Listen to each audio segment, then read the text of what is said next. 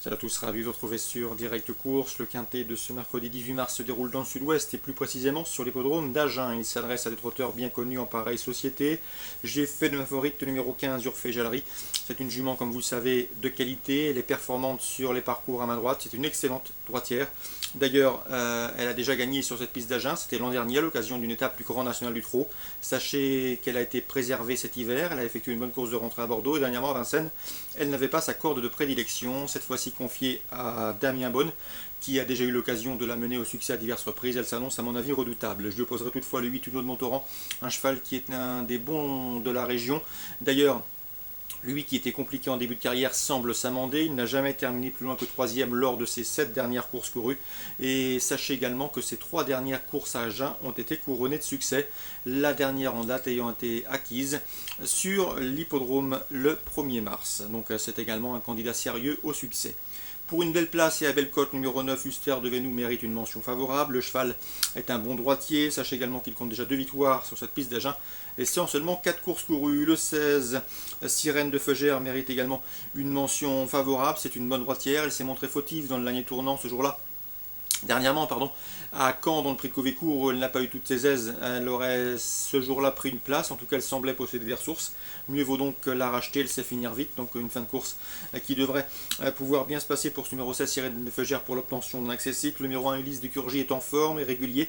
D'ailleurs, cette année, c'est 3 courses au compteur en 2015, une 4e place, une 3e, puis une autre 4e, une 3e place obtenue dans un quintet à Vincennes.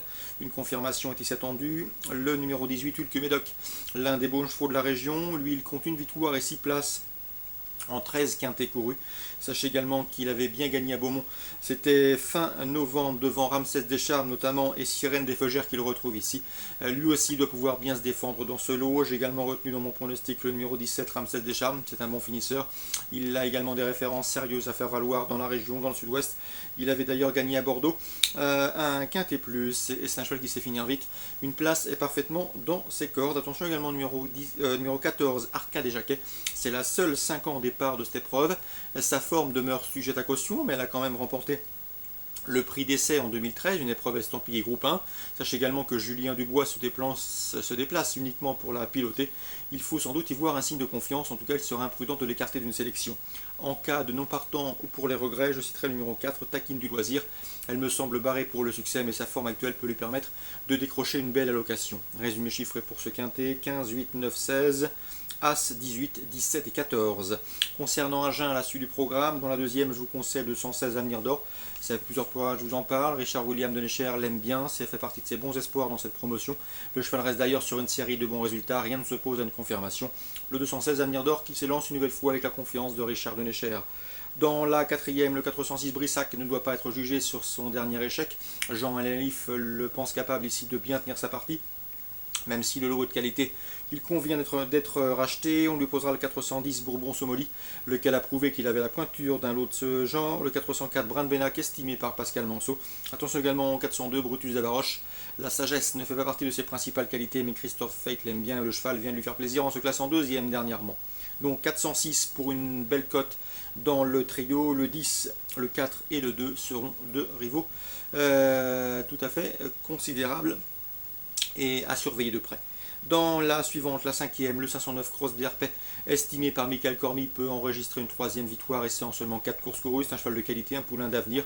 Il n'est pas à l'abri d'une incartade, mais dans un bon jour, s'il trotte d'un bout à l'autre du parcours, il peut parfaitement fournir le lauréat de cette course. Je sais également que Jean-Alain Lif estime beaucoup le 511 Seriana Bella, qui elle aussi briguera une 3e victoire en seulement 4 courses courues. Donc des éléments d'avenir et de qualité au départ de ce 5e rendez-vous, avec le 9 Cross d'Herpet et le 511 Seriana Bella. Dans la 6e, le 612 Tombeur du Noyer, qui vient de s'imposer sous la selle le mois dernier dans la région à Toulouse, devrait confirmer au dire de son entourage, notamment Pascal Manceau, son entraîneur. Le 612 Tombeur du Noyer pour une confirmation. Enfin dans la 8e, sachez que Noël Langlois n'est pas négatif avec le 803 Tolbiac. Je vous l'avais indiqué la dernière fois, Noël Langlois était confiant pour une place dans le trio. Le cheval lui a donné raison, se classant 3e à 20 contre 1. C'était sur l'hippodrome de Bordeaux. C'est un cheval qui d'après lui a un peu de marge en pareille société. Un cheval qui a encore de l'argent à prendre cette année.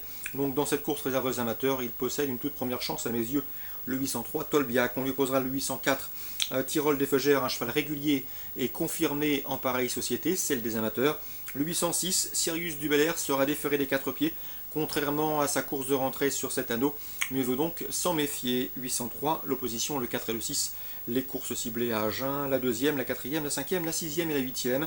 Concernant la Réunion 2 à Anguin, deux courses ciblées avec le 202 Blue Tara que j'aime beaucoup. Son unique sortie sur le steeplechase a été couronnée de succès. Sachez également que Blue Tara effectue une course de rentrée tout à fait convaincante dans un quintet, se classant deuxième. C'était début mars, donc une confirmation était si attendue. L'opposition semble dans ses cordes. Le 202 Blue Tara, coup de cœur en Réunion 2 à Anguin. Je vous conseille également le 602 et le 608. Le 602, c'est Next Round, un cheval qui vient de se classer deuxième d'une course à réclamer de même facture. C'était sur les l'hippodrome de Teuil. Concernant le 608 Dreamabad, eh bien le cheval est confirmé dans les réclamés. D'ailleurs, il n'a jamais terminé plus loin que deuxième lors de ses 5 dernières sorties en pareille société.